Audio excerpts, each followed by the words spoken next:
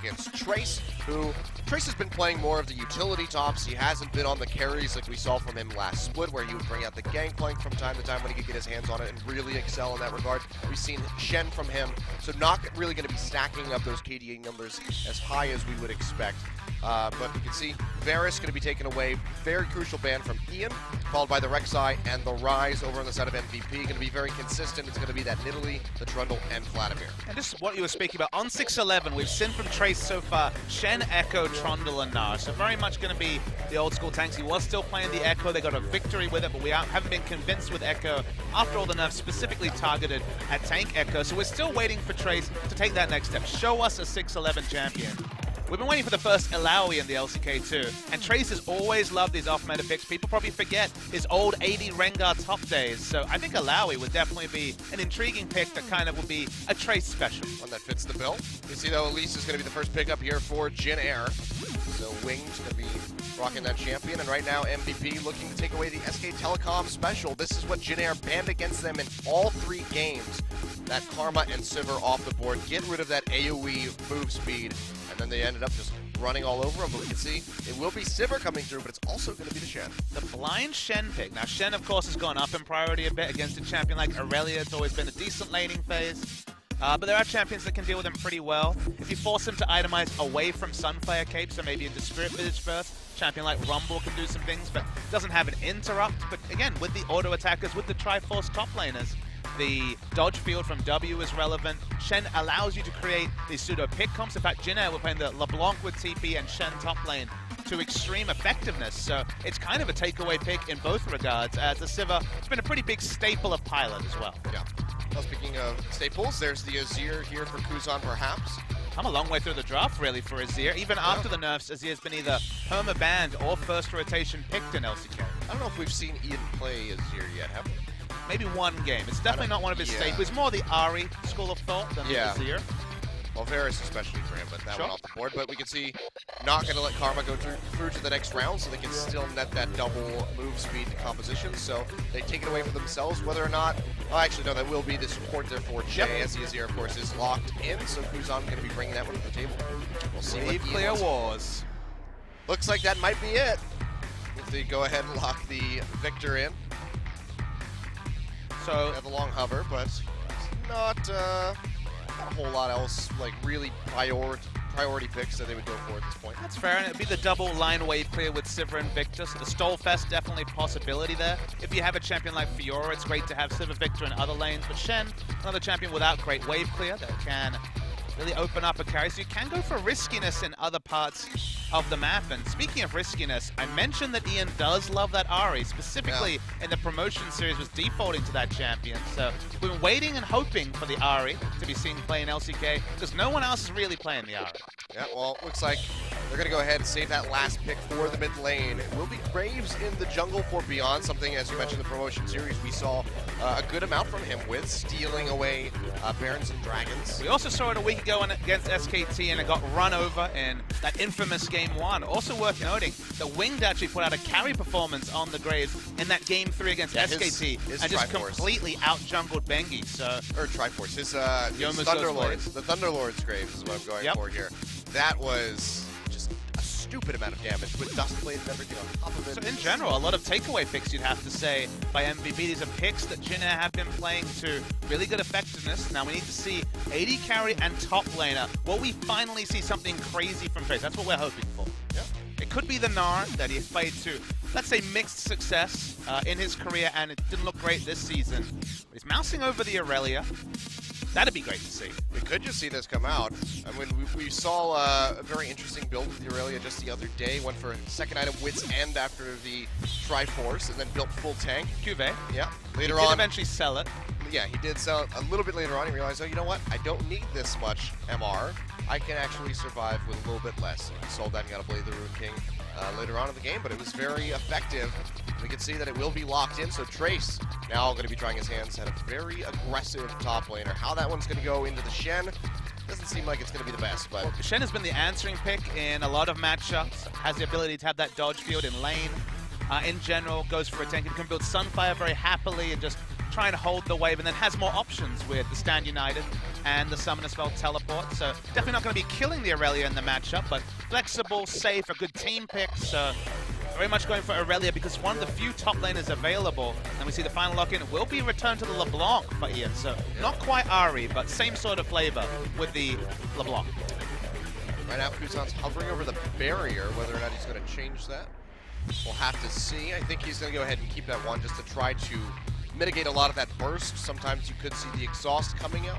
I mean, the cleanse here is not as necessitated. If it was a jungle Elise or something like that, you definitely take cleanse. Barrier gives you the most selfish defensive stats, and it's on a shorter cooldown after the big changes to the Ghost and, for example, the barrier down to, I believe, 180 seconds on that ability. So going to be up more often, so not as short a cooldown as, of course, LeBlanc's all-ins, but will provide defensive options. We'll confirm if that's the take as the draft goes on, but interesting to see Chei's finally return to his carry roots on the Irelia, even though the matchup not necessarily going to be the most forgiving for Irelia. Not at all, but again, big matchup point here is going to be these junglers. Beyond has been somewhat the shining light of the team of MVP, from time to time at least. That was very much a snuffed out light against SK Telecom. Winged has been a pillar of consistency. Whether it's been on the carry-focused junglers or the more lane-focused ganking junglers, Winged has been super consistent. He innovated in a lot of ways in spring season with Red Smite and Sightstone. A lot to like about Winged and a lot to like about Jin Air, but again, a bit of a trap game. They're expected to win and win easily, but anything can happen with Jin Air. Yep.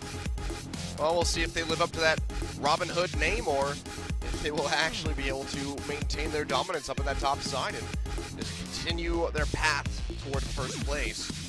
We're going to find out when we get into game one. Let's go ahead. MVP versus Jin Air Greenwings.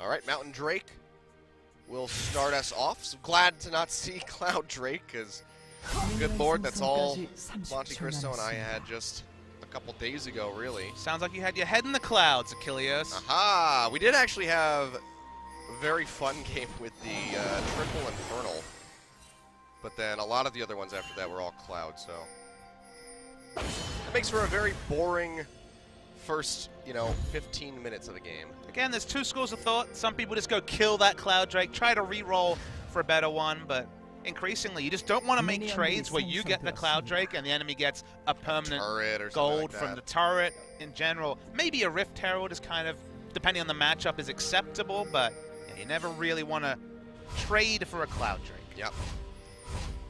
Absolutely not, so I don't know, we'll see how long he sticks around with his move speed buff. Feel like there's got to be some kind of change in the works over at Riot Games. And again, maybe there's not. Looking through the match history of Trace, it is possible that he has never played a competitive game on Irelia. That doesn't seem like a thing that's possible for a guy who's been around since 2013, but according to the statistics I have, he has never played a competitive game of Irelia. Surprising. Well, we'll see how it goes today. Whether or not he'll be able to find some success, we'll just have to sit back and wait. I mean, going in against the Shen, it's definitely going to be an interesting way to kick things off for yourself, but if he can come out on top, that'd be a very strong showing for Trace and his abilities in that top side, as still the oldest member here in LCK, and pretty much one of the oldest players in the world at the moment for League of Legends. And he really redefined his image last season, despite his age, came up, had a big champion pool. Graves top was something that he brought up that other regions were playing, so he's shown already that he can reinvent himself. It's just crazy that a guy who's been around this long has never played a competitive game of Irelia, but you look at Bang and his 2 games of Ashe lifetime, and these are just the realities. Some players just don't play certain champions. Yep.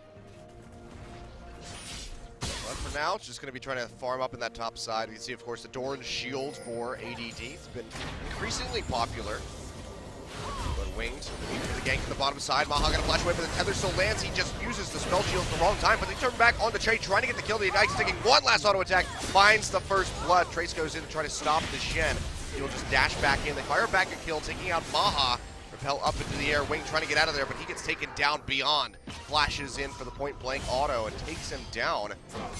Nice play there by MVP, pulling out 2 and getting the first blood over top of Jin Air. Oh, but that was really botched from Jin Air's side. Their target focus was really desperately poor. They changed between a couple of members, so there were just 2 flashing health bars, and they just got Zerg down to go 1 for 2 when they had the jump on this whole situation. Because look what happened. Chei, he held onto the route, onto MaHa, but half of them are going for MaHa, half of them are going for Max. They get neither, so Karma dies for free. And even though they rotate first, they lose out 1 for 2. So that was a rare misstep in the early game from Jin Air Greenwings. Yeah. They have to tighten that up if they want to come out with a victory here, because MVP, they're going to be thirsty for it. We've seen Beyond go off on this Graves in the past, and him getting that early kill and now a substantial CS lead just 4 minutes in. It's not a good look. And in general, MVP, you know, they rolled over and died against SKT. That much for certain is Max takes a lot of damage. Yeah, he's taking a ton, but a double bubble comes through. The tether is not going to chain him, and he will be able to walk out with his life. So nicely placed W there from the Nami. Beyond going to walk into lane, just get some damage down onto Kuzan. Fires back, actually gets that Thunderlord's proc onto the Graves. Winged arriving just a little bit too late to try to capitalize on that. Just to finish the point, outside of that specific game against SKT, MVP have been pretty good. You know, they had the heartbreaking loss against KT, yep. A lot of narrow losses, good victory previously to get their first of the season against CJ, I believe it was. So in general, they've played pretty well. They've definitely not been a no-hoper at the bottom of the ladder. So they are no pushovers, despite that 1 data point 1 week ago where they very much were taken out by SKT. I feel like pretty much everybody had their first win against CJ. That's true. It just seems to be how everything happened. ESC had theirs, and then they got bopped by MVP. But CJ has been looking considerably better as of late. Their last match was pretty convincing as far as their improvement against Samsung. 2-1 win to Samsung, but a lot to like about CJ, like you mentioned. Even Haru was really performing pretty well. Yep. As expected, CJ can play Kindred. It's been confirmed. Whatever the jungler name, they can play Kindred. Just get rid of the Kindred and you cripple the team. We see series where Kindred isn't picked or banned, so outside chance always to pick up that Kindred. Yep. She is going to be a little bit more, you know, niche these days after the nerfs coming through. I mean, we did see her just earlier today in the NALCS videos playing her quite well. Really peculiar first item here from Beyond. Now we've seen Lyra on Lee Sin go for Boots and Mobility Rush, which has semblance of sense, but rushing Berserker Greaves on Graves, a champion that doesn't interact with attack speed very well to begin with, because of course his attack speed gain is much lower, so you don't actually get full value out of attack speed when it comes to his reload mechanic and his auto attacks. It does get some scaling around it. I believe it specifically does help the amount of time between the 2 shots, so up from the first to second shot, but this is more about the movement speed and being present around the map, and it does make up a little bit for the fact that, of course, Graves has that farming jungler vibe. So if he can actually use that movement speed to both take the early camps and be around for the counter gank, then it can be a decent purchase for Graves. We'll have to keep our eyes on that one and see how he's going to be able to move around the map. Definitely a unique purchase. We haven't seen that ever yet. 611's been fun because we've seen so many new types of boots. I mean, part of that is because Riot went super heavy-handed nerfing Boots of Swiftness multiple times, but Ninja Tabi and Berserker Greaves are both compelling purchases right now. And Merc Treads got buffed up a little bit ago, so pretty much all of them except for Ionian getting some sort of change. Don't see a lot of Ionian, but of course the buff that gave that cooldown reduction to summoner spells was a significant one many moons ago. Yep. No distortion boots anymore, so don't have many options if you want summoner spell cooldown reduction.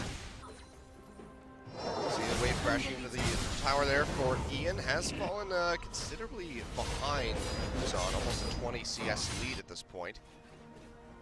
Did have that roam down to the bot to get the assist, so he does have a bit of gold. You can see he's going to be behind by about 300, so he definitely needs to pick up these waves and try to get in here. The chain is not going to connect. Kuzan will stay safe, and now you can see Beyond clearing out that pink board as well, so they get some sight on that Graves, so they can try to predict where he's going to go around the map. You can see he also went back, did pick up the Tracker's Knife, so not going to be looking at the Skirmisher Saber, which we do sometimes see, or even the Chilling Smite that we saw pulled out. Looking over the comp and just trying to make sense of what MVP have.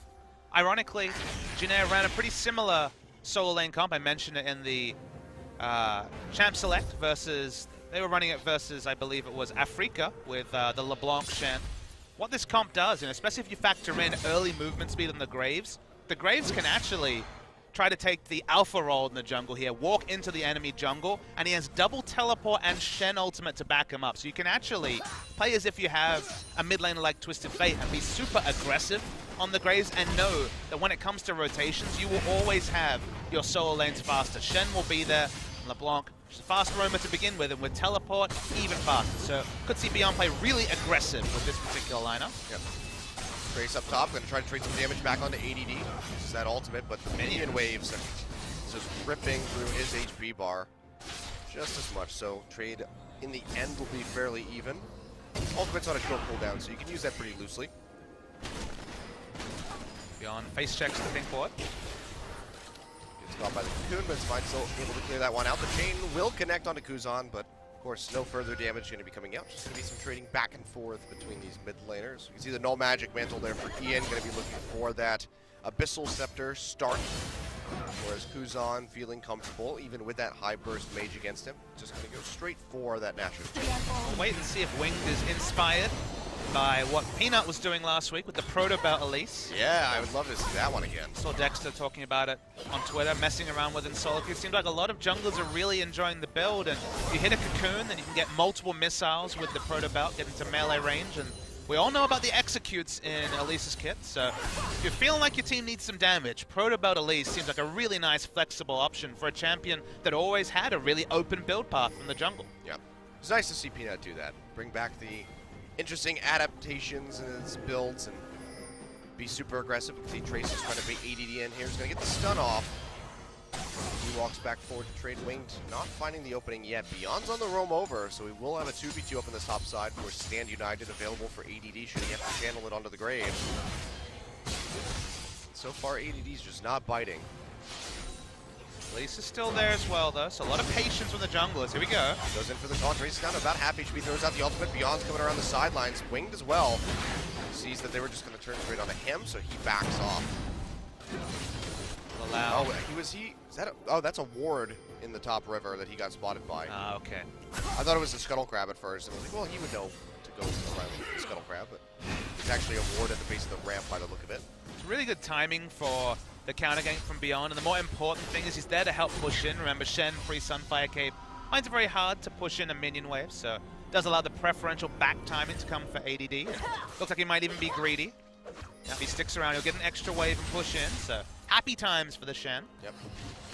And Trace is just going to be walking back, so he's going to lose a bit of those waves that are crashing in at the moment, so this will give ADD a very nice time to just take a slight advantage. And now with the Bombing Cinder and the Chain Vest already in his inventory, he should be able to back off and go ahead and pick up that much-desired Sunfire Cape. And then he'll really start winning these trades. MaHa's build is looking interesting. He actually has the parts that usually symbolize an Infinity Edge, but still outside chance that he pivots and just wanted a bit of extra AD for wave clear. Well, he had the pickaxe on the first back after getting first blood, so it is very possible that they still go for Essence Reaver. Yeah, that's what I'm thinking. But, I mean, we have seen a couple Sivers that still go for the Infinity Edge first. I mean, if you're feeling lucky, if you're going to be a gambler, if you get an auto-attack crit into a Ricochet auto-attack crit, then basically you win the lane or win a trade, so there is some value in that. Plus Infinity Edge, we'll see a couple of buffs in 6-12 that mean that we might see a little bit more of that, but it's just 5 AD, so perhaps we will still see people refer to it as the AD death cap and still go for something like a Zeal item first. We'll keep our eye on that one for sure, whether or not he wants to gamble. We'll be determining. Koreans aren't really gamblers. I mean, Riot's already enforced a gambling meta with RNG Drakes, so... It's very true. You're right, it is illegal for Koreans to gamble in Korea. We can gamble, though, Achilles. Yes, we can. If you're feeling like rolling the dice, we can always go. I don't play craps. Okay. But I'll do roulette. So your casino games, in order, what would they be? What would be your #1 casino game? Roulette, then blackjack. Right, you like gambling. You're a gambling man. And then probably poker and slots after that. Oh, Pilot. He's all right. I do like a bit of poker myself. Especially in a previous life. I actually replaced poker as my main pastime with League of Legends about 7 years ago, and that's worked out pretty well. I'm so sorry. I mean, it worked out pretty well, really. Could have been a poker caster. That's true. Oh, the what ifs.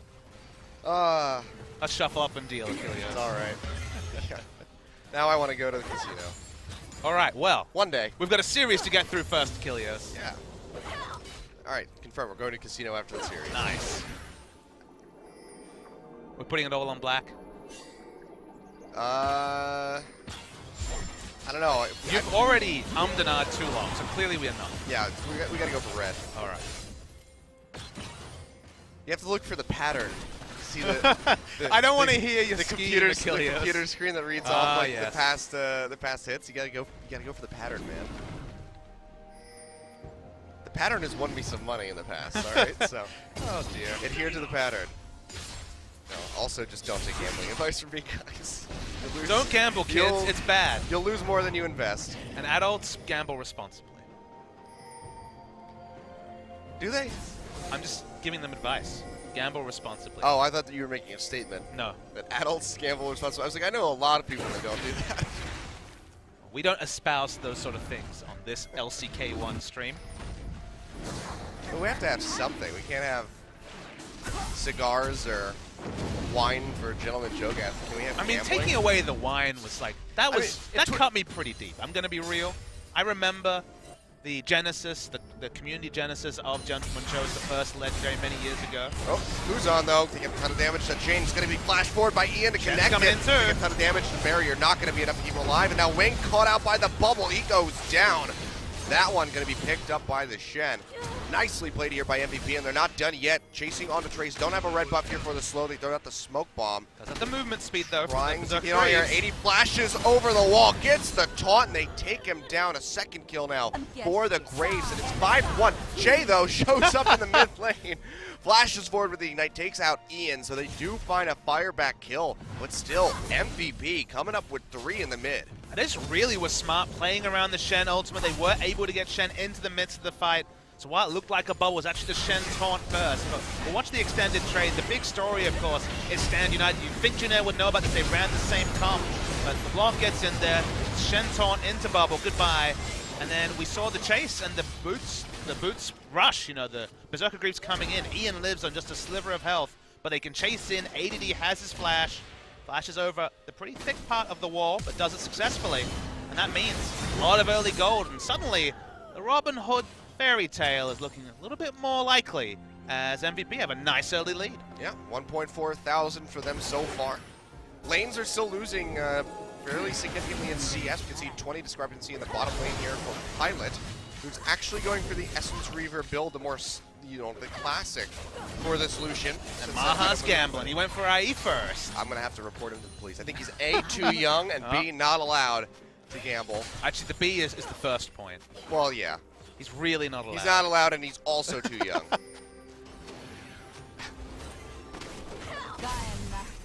No one's been killing Mountain Drake. You think it was a Cloud, but...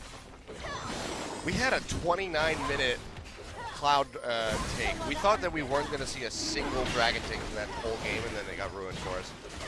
Does it stay as a Cloud if no Drake is taken before 35 minutes? See, this one I'm not sure of. I'm going to say yes. I feel like the Elder... Well, it would have to, really, because the Elder's effectively worthless then.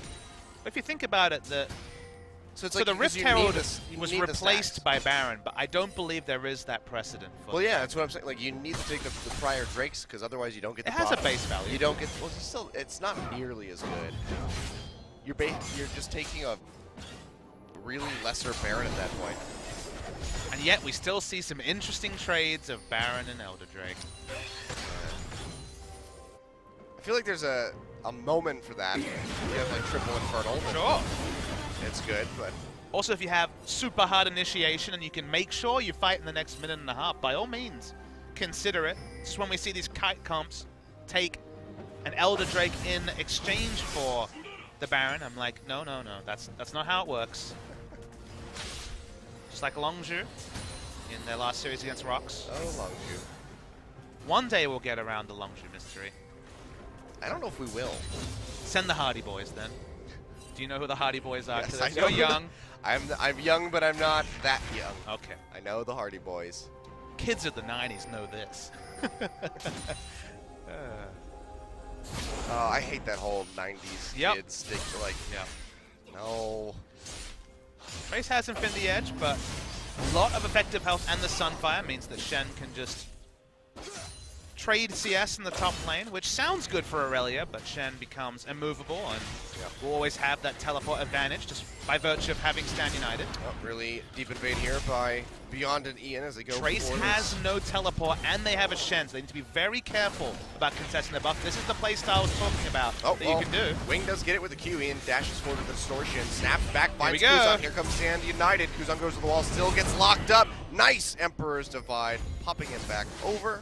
Keeps himself alive. The ultimate has to be used. Wow, Kuzan was actually pretty greedy. He channeled that very late. I thought he might be too late, but just as the Shadow Dash was completing, it comes to him. Now we might see a trade of turrets. Kuzan still has his barrier, but with no ult. Oh, Ian goes deep, has the chain, and collateral damage from downtown will finish him off.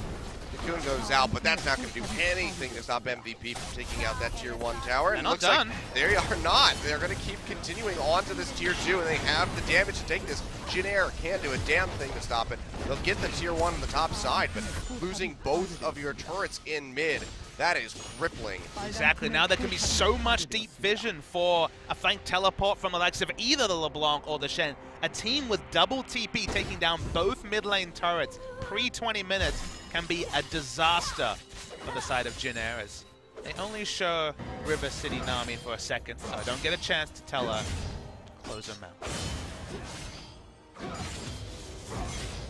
But that was once again Kuzan. He did not use the barrier in that exchange. I don't know if he would have lived, it would have been close, but he's been very greedy with these summoners. Some people pull it off. Faker comes to mind on that regard, but got a bit lucky with the ultimate previously and then just didn't use the barrier and died. Yeah. Well, Jin Air definitely going to have to try to turn things around. I mean, at this point, they just haven't been able to net themselves really any objectives outside of the tier 1 that they just got in top by Trace sticking around. You know, Baron has since replaced the Rift Herald, so not something they can easily pick up, and Dragon's still minutes out, so right now this is just an opportunity for MVP to continue this push, continue picking up objectives left and right with that mountain trade. If you look at the itemization from MVP, they're very much targeting magic damage. They have more Malmort is already complete on Beyond, and then Abyssal Scepter in the mid lane. A lot of pressure on specifically Trace, but also Pilot to help them in any sort of skirmishes. And it's going to be difficult for Elise, Azir, and the Karma to output any damage, at least until the penetration items come in later. Oh, Trundle not going to connect on the Chei, just missed him by a hair. We'll be able to stay safe with a big group up in that bottom side here for MVP so far. Ian distorting away from Kuzan, and Trace arriving on the back side of that little scuffle. Won't be able to find an opening and just says, all right, well, I'll go back top.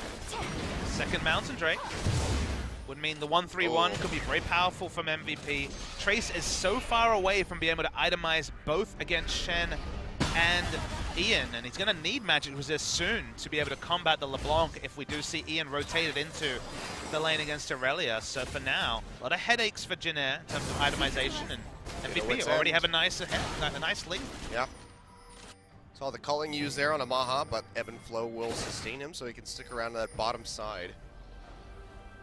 See which seal item he wants to go for. We've seen a bunch of different ones. My guess would be the Static Shiv, but could be Phantom Dancer as well. Looking for that trade potential. I think I agree with you that Static Shiv, because they have a LeBlanc in the mid lane, going for the ultimate wave clear build from Sivir makes a lot of sense. Yep. Trace can try to trade back and clear out this wave, popping the ultimate. God, I love when they do that. Also have very low magic damage on the side of MVP, so it's only the burst from LeBlanc, so good chance to stick. But it is going to be the Phantom Dancer, so more worried about scrapping, just hoping they're not in a case where Jin Air gets even, gets ahead, and then they have to rely on the extreme wave clear from Sivir. Oh, Stand United coming out. Nice flash there by Ian, but immediately backs off as the teleport is answered by Trace.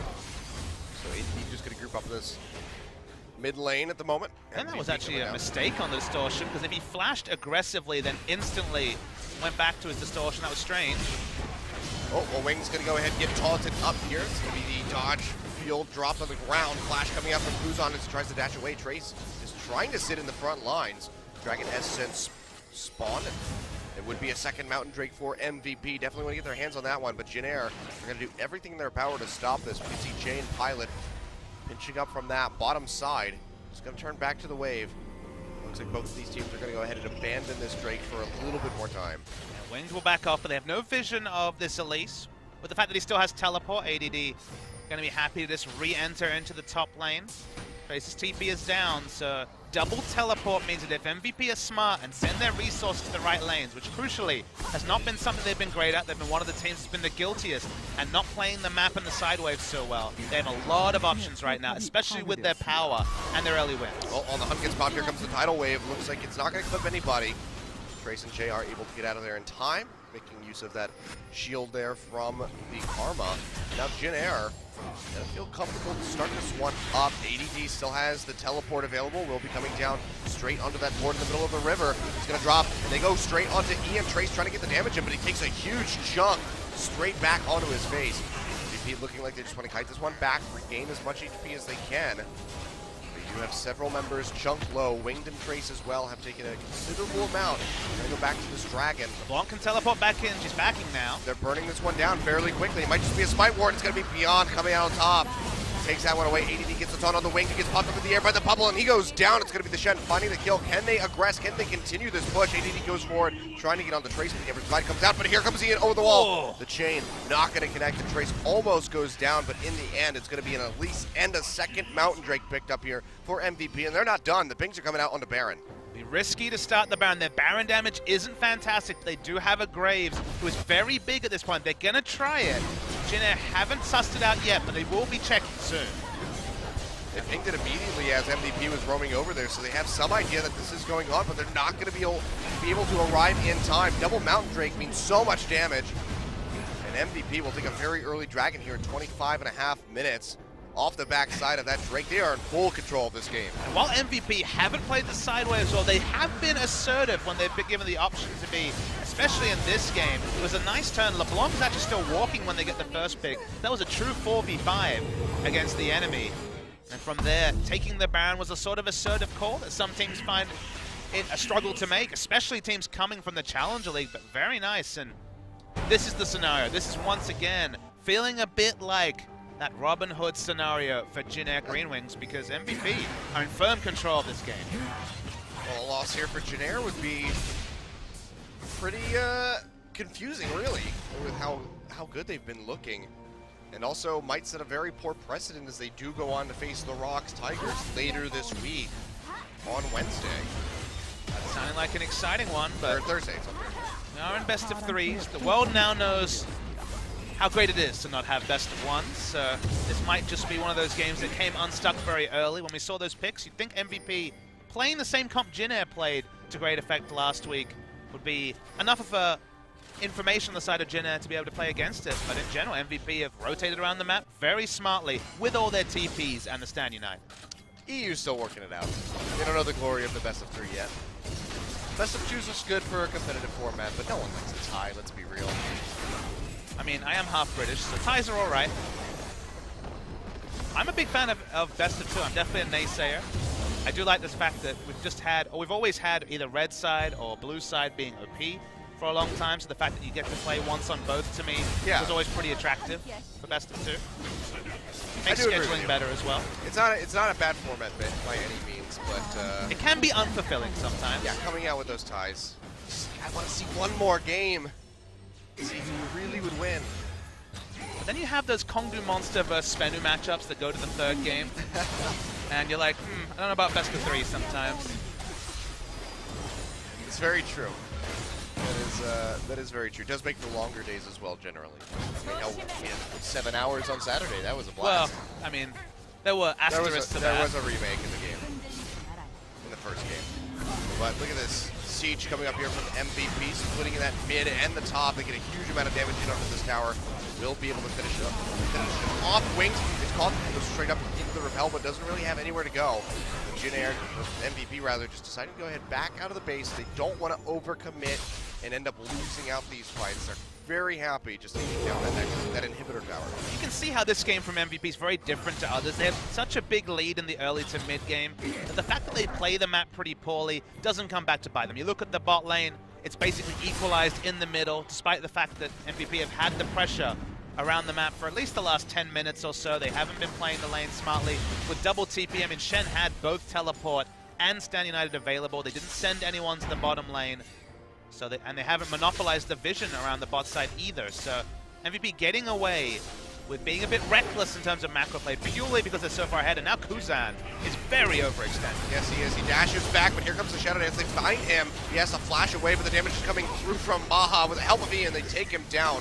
Winged as well, sent packing as he drops below half HP. And MVP can just continue to push now in the bottom side and try to get rid of that last tier 2 tower. We had so many unconvincing Shen games in a row. That's great to see teams really practice this pick. You can see that in the scrim culture in Korea, there's been a lot of Shen, because every new Shen team we've seen, and even CJ when they return to the pick, look so much more practiced with it. Season 2, Season 3 mechanics are coming back. The Shen pick's been smart, it's been worked well, and MVP, they're looking to ice out the game. Yes, they are. See Beyond going to go ahead and keep that Kuzan to the face as they go straight onto this tower. They will work it down to about half. Pilot throws out the culling, that will dissuade them from pushing forward.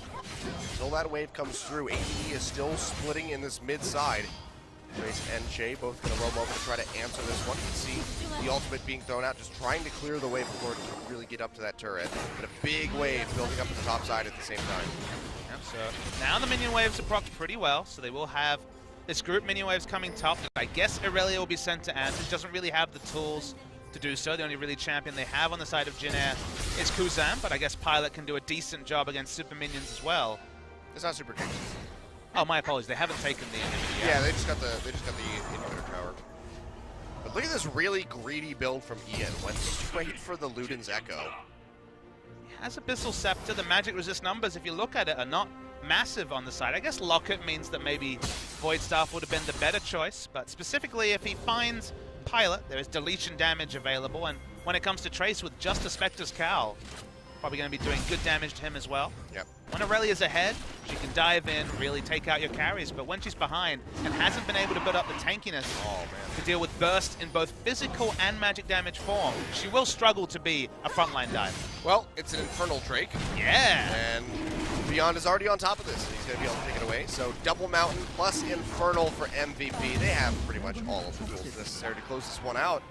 Baron spawning in a minute and a half. They should be able to take that one for themselves unless they give up some serious ground to Jin Air. But with this constant pressure that they've been applying, pushing so forward into the lanes, they're just not giving them that opportunity. When the Drakes help you out as well, you know that things are looking pretty good in terms of omens for MVP. But they've been in this spot before and not been able to close. So until the enemy Nexus explodes, never count out the enemy against MVP. Well, I think they learned to hit the Nexus. Cast a curse.